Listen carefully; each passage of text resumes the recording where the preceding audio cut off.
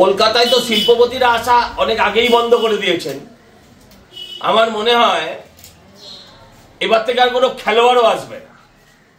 কলকাতায় শিল্প গেছে, মমতা ব্যানার্জি একাই খেলা হবে করবেন, খেলোয়াড় একটাও থাকবে না পশ্চিমবঙ্গে। অত্যন্ত দুর্ভাগ্যজনক।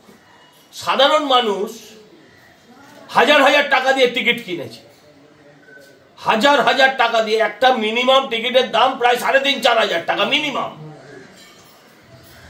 100 দিনের কর্মীদের মাসের যা মাইনে একদিনের টিকিটের তাই দাম। সেই টাকা দিয়ে যারা টিকিট কিনেছেন, যারা আজকে একটা দিন তাদের কাজ বন্ধ রেখে যারা খেলার মাঠে এসছেন, তাকে দেখবার জন্য, যাকে দেখবার জন্য তাকে না দেখে একদল চোর আর তার চোরেদের সব বয়ফ্রেন্ড গার্লফ্রেন্ড সব তারা ঘিরে রেখে দিয়েছে। এটা অত্যন্ত দুর্ভাগ্যজনক। মেসিকে দেখতে এসছে কেউ ওই ক্রীড়ামন্ত্রীকে দেখতে আসেনি। মেসিকে দেখতে এসছে, চোর তৃণমূল নেতাদের মানুষ দেখতে আসেনি। দেখলাম তাদেরকে ঘিরে রেখেছে, মানুষ দেখতে পেল না, কোনো ম্যানেজমেন্ট নেই। যারা টাকা দিয়ে টিকিট কেটেছে তাদের অধিকার সর্বাগ্রে। মাঠে জলের বোতল নিয়ে ঢুকতে দেওয়া হবে না, কিন্তু মাঠের ভেতরে 150 টাকা করে সরকার জল বেচবে তাদের ওই স্টোর থেকে। একবারও মেসিকে গ্যালারির সামনে দিয়ে অনায়াসে জিপে করে ঘোরানো যেত। ভাই টাকা দিয়েছে, টাকা দিয়ে চাকরি খেয়ে তোমরা যেমন ঢেকুর তুলবে না, সেরকম টাকা দিয়ে খেলোয়াড়কে দেখতে গেলে তাকে দেখতে পাবে না, আর ছবি তুলবে তোমার পরিবার, তোমার ঘরের লোকেরা। এটা তো হতে পারে না।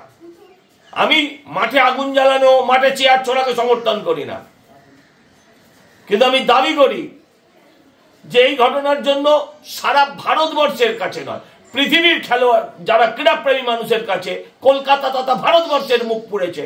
এই অপদার্থ ক্রীড়ামন্ত্রীকে অবিলম্বে পদত্যাগ করতে হবে। এক, আমরা দেখেছি লেকটাউনের মোড়ে, ওটা ঋত্বিক রোশন না মেসি বোঝা দায়। অনেকে বলছেন মেসির ননদের ভাস্তু খুড়তো ভাইয়ের ছেলে।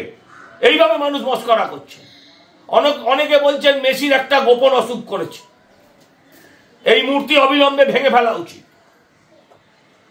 আমরা যারা রাজনীতি করি তাদের লক্ষ্য রাজনৈতিক হতে পারে, কিন্তু ক্রীড়াপ্রেমী মানুষের দাবি এই মূর্তি ভেঙে ফেলা উচিত, এই মূর্তি সরিয়ে দেওয়া উচিত।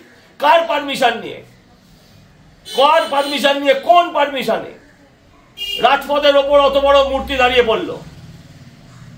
পূর্তমন্ত্রীকে তার জবাব দিতে হবে।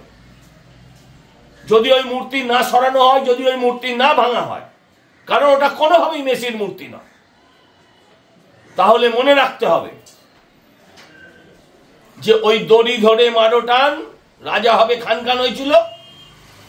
এই মূর্তিরও সেই দশা করবে ক্রীড়াপ্রেমী মানুষ। তাই আমি অনুরোধ করব এই মূর্তি ইমিডিয়েট সরিয়ে ফেলা হোক।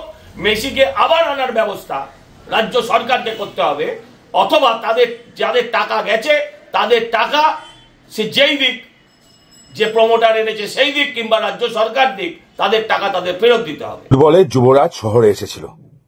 হ্যাঁ, মেসির কথাই বলছি। তাকে নিয়ে উন্মাদনা থাকবে ফ্যাক্ট। হাজার হাজার টাকা দিয়ে টিকিট কেটেছিল মানুষ এক ঝলক তাকে দেখবে বলে, কিন্তু তাকে দেখতে পেল না। কারণ তিনি যুব ভারতীতে গেছিলেন, তাকে ঘিরে ধরেছিল চালচোর, ত্রিপল চোর, তৃণমূলের অন্যান্য নেতা, কেউ বাটপার, এইগুলো। সাধারণ মানুষ তার একটা ঝলক পেলেন না। হাজার হাজার টাকার টিকিট বেকার গেল। ক্ষোভে ফুঁসছে জনতা। এখান থেকে আমার মাথাটা অন্য জিনিস আসছে। আচ্ছা, এই টিকিট বিক্রি করে নির্বাচনী খরচা তোলার কি আর ধান্দা নয় তো? যিনি এনেছিলেন তাকে প্রশ্নটা করা হোক। যারা মেসিকে ঘিরে ধরে দাঁড়িয়েছিল তাদেরকে প্রশ্নটা করা হোক। মানুষ আবেগের সাথে গেছিল, অনেকের ক্ষমতা বাইরে গিয়ে টিকিট কেটেছিল, ভেবেছিল একবার দেখা পাবে। ছোঁয়ার কথা না, দেখা দেখতে পেল না। দেখতে হলো জায়ান্ট স্ক্রিনে। আচ্ছা, এই জায়ান্ট স্ক্রিনেই যদি দেখতে হতো তাহলে 10,000 টাকা বা 5,000 টাকা দিয়ে টিকিট কেনার তো কোনো দরকার ছিল না। তারা বাড়িতে বসেও দেখতে পেত। যুব ভারতীতে গিয়ে জায়ান্ট স্ক্রিনে দেখা আর বাড়িতে বসে টিভিতে দেখা বা মোবাইলে দেখা একই ব্যাপার।